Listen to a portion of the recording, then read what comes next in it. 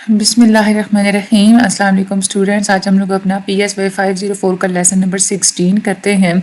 Lesson number 16 میں آج ہم لوگ پیٹرن ریکگنیشن کی بات کرتے ہیں، اسی کو ہم لوگ تھوڑا کنٹینیو کرتے ہیں، اسی کو ہم لوگ آگے اب لے کے چلیں گے۔ اچھا، یہاں پہ ہم لوگ پہلے اسٹڈی کرتے ہیں وائس آن سیٹ ٹائم کیا ہوتا ہے۔ ٹھیک ہے، وائس کا تو آپ لوگوں کو پتہ ہے نا کیا ہوتا ہے، یعنی کہ آپ کے ووکل کارڈز کے اندر جو وائبریشن ہوتی ہے اس کو ہم لوگ وائس کہتے ہیں۔ ٹھیک ہے، اور آن سیٹ کا مطلب ہوتا ہے کہ کوئی چیز جب شروع ہوتی ہے اس کو ہم لوگ کہتے ہیں کہ یہ فلاں ٹائم پہ آن سیٹ ہوئی ہے۔ ٹھیک ہے، اچھا وائس کیا ہوتی ہے؟ Human sound, and onset کا مطلب ہوتا ہے بگننگ۔ اب جب بھی آپ لوگ کانسوننٹس جو ہوتے ہیں ان کو آپ لوگ پروناؤنس کر رہے ہوتے ہیں، اب یہاں پہ بھی میں آپ لوگوں کو یہ بات بتاؤں، کچھ بچے ہوں جن کو آدھی بات سمجھ میں آئے گی، آدھی ان کے سر کے اوپر سے گزر جائے گی۔ کیوں؟ کیونکہ انہوں نے پچھلا لیکچر نہیں دیکھا۔ پہلے جائیں پچھلا لیکچر جا کے دیکھیں، تب اس لیکچر کی سمجھ آئے گی۔ یوں پلیز نہ کیا کریں، پھر آپ لوگ کہتے ہیں کہ ہمیں فلاں چیز کی جو ہے نا وہ تھوڑی سمجھ نہیں، اس کو دوبارہ ایکسپلین کریں۔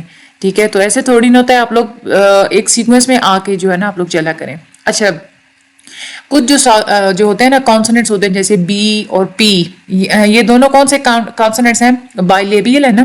ٹھیک ہے، یعنی کہ دونوں لپس ہمارے مل رہے ہیں ان کو ادا کرتے ہوئے۔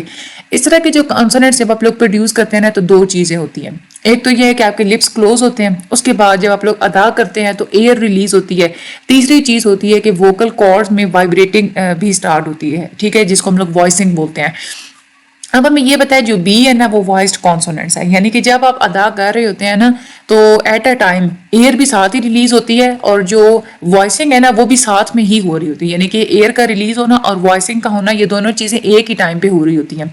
لیکن جو ان وائسڈ کانسوننٹس ہوتے ہیں جیسے کہ پی ہے، اس میں جو ریلیز ہے وہ جب ہوتا ہے ایئر کا ریلیز پہلے ہوتا ہے، اور جو وائبریشن ہے نا وہ بعد میں شروع ہوتی ہے۔ ریلیز جب ہو جائے گا تو اس کے 60 ملی سیکنڈز کے بعد جا کے وائبریشن سٹارٹ ہوگی۔ ٹھیک ہے، اچھا یہاں پہ آپ لوگوں نے ڈیٹیکٹ کیا کرنا ہے، جب بھی آپ نے ڈیٹیکٹ کرنا ہونا کہ کوئی بھی کانسوننٹ وائسڈ کانسوننٹ ہے یا ان وائسڈ کانسوننٹ ہے، تو آپ اس بات کا اندازہ لگائیں گے کہ یہ جو 60 ملی سیکنڈ کا جو انٹرول ہوتا ہے ریلیز اور وائسنگ کے درمیان، یہ وہاں پہ پریزنٹ ہے، یہ ایبسینٹ ہے۔ اگر تو یہ والا 60 ملی سیکنڈ کا انٹرول پریزنٹ ہے تو ہم کیا کہیں گے کہ وہ کیا ہے؟ ان وائسڈ کانسوننٹ ہے۔ لیکن اگر ایبسینٹ ہے تو ہم یہ کہیں گے کہ وہ وائسڈ کانسوننٹ ہے۔ تو یہ جو پیریڈ ہوتا ہے نا ٹائم کا، یہ جو 60 ملی سیکنڈ کا، جیسے یہ ایک ٹائم بیچ میں آ گیا، اس ٹائم کو ہم لوگ کہتے ہیں وائس آن سیٹ ٹائم۔ ٹھیک ہے، کہ کب جا کے جو ہے نا وائسنگ ہوتی ہے، that is a voice onset time. ٹھیک ہے، آگے ہم لوگ پڑھتے ہیں، جب آپ لوگ ریلیز کر رہے ہوتے ہیں، یعنی کہ جیسے ورڈ ایک وائس ہوتی ہے، جیسے وائسڈ ساؤنڈ ہے نا با، ٹھیک ہے، اب بی سے ریلیٹڈ ہے وہ با، تو وہ وائسڈ ساؤنڈ ہے، یعنی کہ ریلیز بھی ہوگی اور ساتھ ہی جو ہے نا وہ وائسنگ بھی سٹارٹ ہوگی، یہ دونوں کام سیم ٹائم پہ ہوں گے۔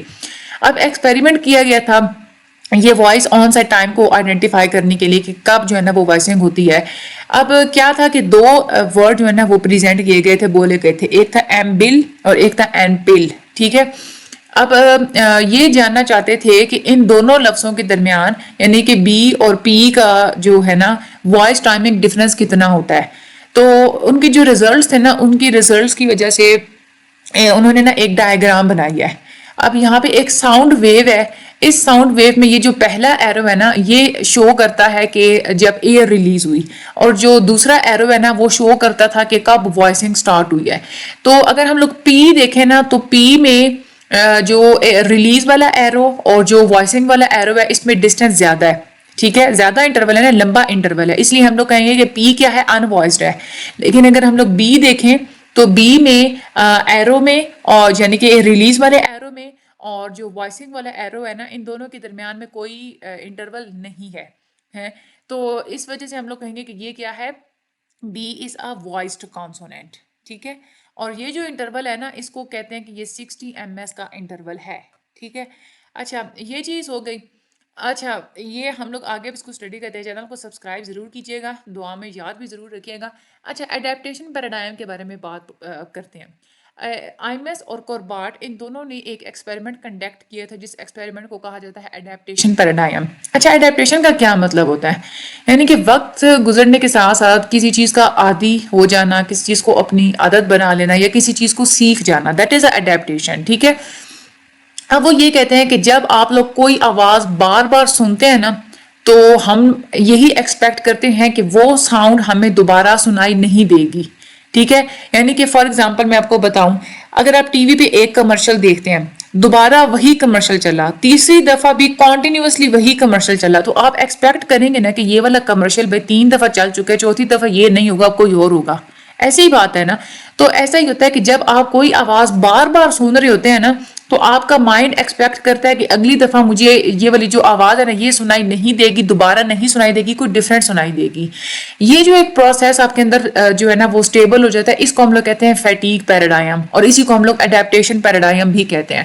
ایماس اور کاربٹ نے یہ کہا تھا کہ اپنے جو سبجیکٹ سے لوگوں کو انہوں نے یہ سنایا تھا کہ ریپیٹڈ پریزنٹیشنز دی تھی ڈا وائسڈ کی, ٹھیک ہے, ڈی اے ڈا, ٹھیک ہے. اب اس ساؤنڈ میں آپ لوگ دیکھیں وائسڈ کانسوننٹ ہوتا ہے, ٹھیک ہے, یعنی کہ ریلیز بھی اور ساتھ میں وائبریشن ایٹ اے ٹائم ہوتی ہے.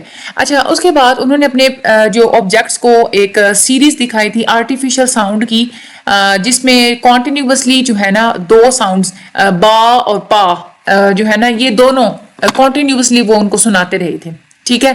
اب کیونکہ انہوں نے ایک دفعہ انہوں نے یونیک ساؤنڈ سنائی نا ڈی والی, ٹھیک ہے. اب اس کے بعد انہوں نے کیا کیا کہ با اور پا بار بار سناتے رہے, با پا اس طرح سے, ٹھیک ہے, ان کو بار بار سناتے رہے. اب جو سبجیکٹس تھے نا انہوں نے یہ انڈیکیٹ کیا کہ whether subjects had to indicate whether each of these artificial stimuli sounded more like ba or more pa, یعنی کہ ان کو جو ہے نا ان کو جو آوازیں جب سنائی گئی تو ان کو یہ بتایا گیا کہ آپ لوگوں نے ہمیں بتانا ہے کہ جو آواز آپ کو سنائی دے رہی ہے وہ با کی طرح ہے یا پا کی طرح ہے, ٹھیک ہے.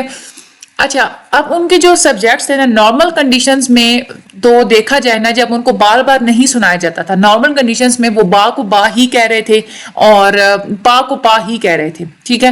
لیکن جب بار بار ریپیٹڈ اب اگین اینڈ اگین ان کو یہ ساؤنڈ جب سنائی دی جاتی رہی نا تو وہ با کو بھی پا رپورٹ کر رہے تھے. کیوں؟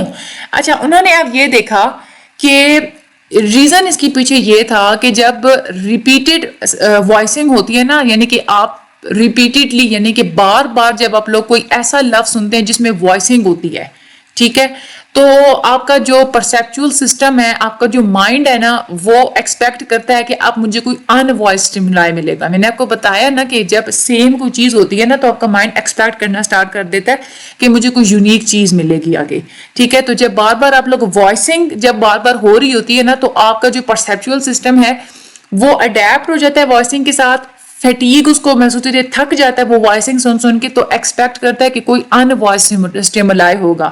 یہی وجہ ہے کہ وہ با کو پار جو ہے وہ بول رہے تھے کیونکہ مائنڈ یہی چاہ رہا تھا کہ ان وائس, اور پا کیا ہے, ایک ان وائسڈ اسٹیمولائی ہے, ٹھیک ہے. تو وہی جو ہے نا وہ ان کو سنائی دے رہا تھا.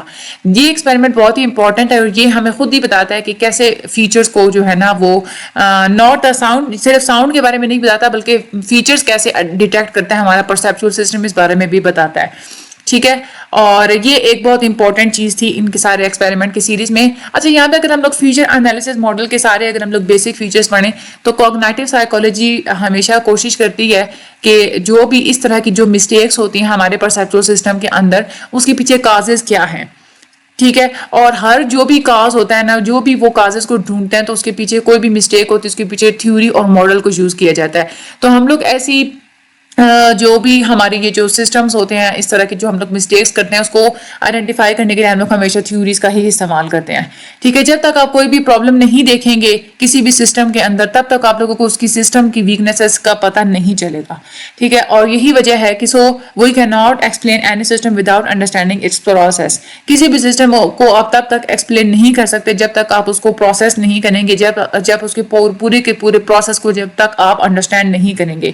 اچھا, یہاں پہ اگر ہم لوگ ٹیمپلیٹ میچنگ ماڈل کا اگر ہم لوگ دیکھیں اس کے بارے میں تھوڑی بات کریں تو template matching model speech recognition میں ناکارہ ہی ہے.